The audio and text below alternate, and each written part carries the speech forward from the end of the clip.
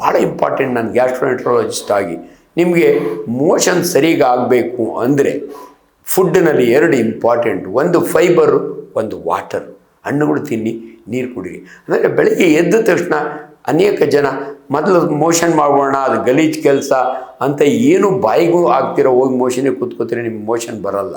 ನಾನು ನಿಮ್ಗೆ ಹೇಳ್ತೀನಿ, ನಿಮ್ಮ ಸ್ಟಮಕ್ ಒಳಕ್ಕೆ ಏನಾದರೂ ಬಿದ್ದರೆ ನಾವು ಒಂದು ಬ್ಯೂಟಿಫುಲ್ ನರ್ವ್ ಇದೆ, ವೇಗಸ್ ನರ್ವ್ ಅಂತೀವಿ ನಾವು. ಅದು ಸ್ಟಮಕ್ಕಿಗೂ ಕೊಟ್ಟಿರುತ್ತೆ, ನಿಮ್ಮ ಕರಳಿಗೂ ಕೊಟ್ಟಿರುತ್ತೆ, ಹೃದಯಕ್ಕೂ ಕೊಟ್ಟಿರುತ್ತೆ. ನಿಮ್ಮ ಜಠರದೊಳಗೆ ಏನಾದರೂ ಬಿದ್ದರೆ ಕರಳು ಖಾಲಿ ಆಗುತ್ತೆ.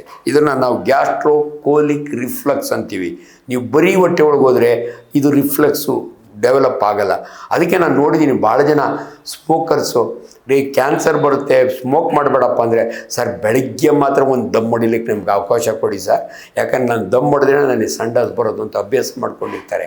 ಯಾಕಂದರೆ ಅವರ ಹೊಗೆನ ಸ್ಟಮಕ್ಕಿಗೆ ತೊಗೊಂಡ್ರೆ ಸ್ಟಮಕ್ ಸ್ಟಿಮ್ಯುಲೇಟ್ ಆಗುತ್ತೆ, ಕೋಲಾನ್ ಖಾಲಿ ಆಗುತ್ತೆ. ಇಂಥವ್ರಿಗೆ ನೀವು ಬೇಕಿದ್ರೆ ಬೆಳಗ್ಗೆ ಒಂದು ಕಾಫಿ ಕುಡೀರಿ, ಒಂದು ಟೀ ಕುಡೀರಿ, ಆ ಟಿಫನ್ ಮಾಡಿ ಆಮೇಲೆ ಮೋಷನ್ಗೆ ಹೋಗಿ ಅಂತ ಹೇಳ್ತೀವಿ.